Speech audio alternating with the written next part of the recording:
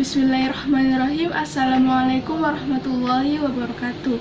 Perkenalkan, nama saya Nur Nazir Azra dari Program Studi Bimbingan dan Konseling Universitas Negeri Makassar. Pada kesempatan kali ini saya akan menjelaskan mengenai komunikasi antar pribadi, di mana yang pertama mengenai pentingnya komunikasi bagi manusia. Kita semua tahu bahwa manusia sebagai makhluk sosial tidak bisa lepas dari hubungan, kepentingan, atau bantuan dari manusia lainnya. Dan semua aktivitas itu membutuhkan yang namanya komunikasi di dalamnya. Kenapa? Karena komunikasi sama halnya dengan kebutuhan akan relasi dengan manusia lainnya, sehingga merupakan kebutuhan dasar yang hampir setiap orang merasakannya. Tidak ada satu manusia pun yang tidak membutuhkan yang namanya komunikasi. Tanpa komunikasi, hubungan tidak akan tercipta dengan manusia lainnya. Jensen menjelaskan bahwa terdapat beberapa peranan yang disumbangkan oleh komunikasi antar pribadi dalam rangka menciptakan kebahagiaan hidup manusia. Yang pertama, komunikasi antar pribadi membantu perkembangan intelektual dan sosial kita. Yang kedua, identitas atau jati diri kita terbentuk dalam dan lewat komunikasi dengan orang lain. Yang ketiga, kita perlu membandingkan kesan-kesan dan pengertian orang lain tentang realitas yang sama. Yang keempat, kesehatan mental kita sebagian besar juga ditentukan oleh kualitas komunikasi dengan orang lain. Agar merasa bahagia, kita membutuhkan konfirmasi atau tanggapan dari orang lain bahwa kita itu sebenarnya normal, sehat, dan berharga. Setiap hari, orang selalu berbicara tentang komunikasi.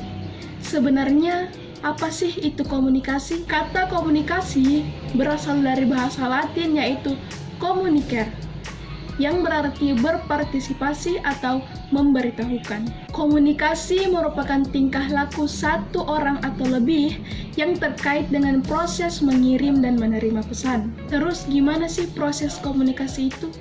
Proses komunikasi memiliki 7 bagian, yakni yang pertama itu diawali dengan sumber komunikasi, kemudian berlanjut pada pengkodean pesan, kemudian saluran, decoding, penerima, dan berakhir pada umpan balik.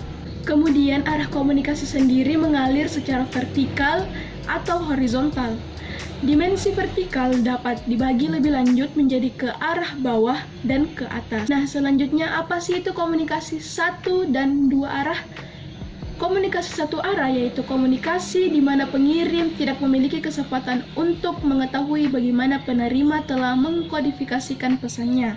Sedangkan komunikasi dua arah yaitu komunikasi yang berlangsung apabila pengirim cukup leluasa mendapatkan umpan balik tentang cara penerima menangkap pesan yang telah dikirimkannya. Nah, selanjutnya itu tentang jenis-jenis komunikasi. Jenis-jenis komunikasi sendiri dibedakan menjadi yang pertama, komunikasi interpersonal, di mana komunikasi ini berlangsung di dalam diri individu. Yang kedua, komunikasi interpersonal, di mana komunikasi ini terjadi antara pribadi satu dengan pribadi yang lainnya.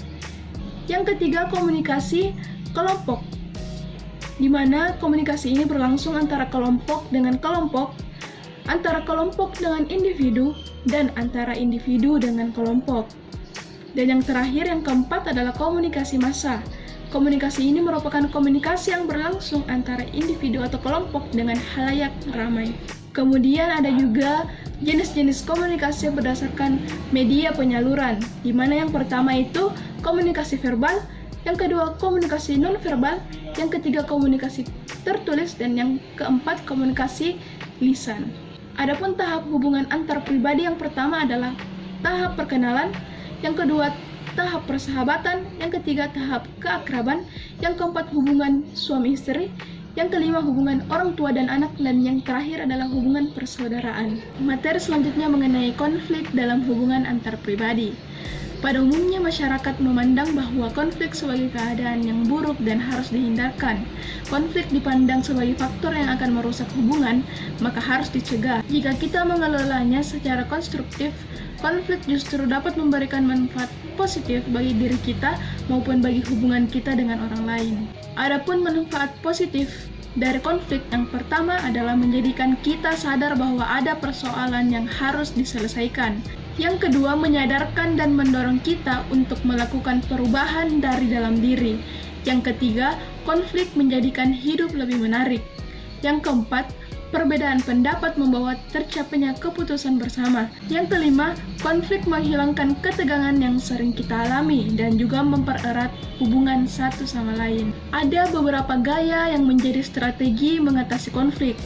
Yang pertama, gaya kura-kura. Gaya kura-kura ini adalah gaya yang lebih senang menarik diri bersembunyi di balik tempurung badannya untuk menghindari konflik. Yang kedua, gaya ikan hiu.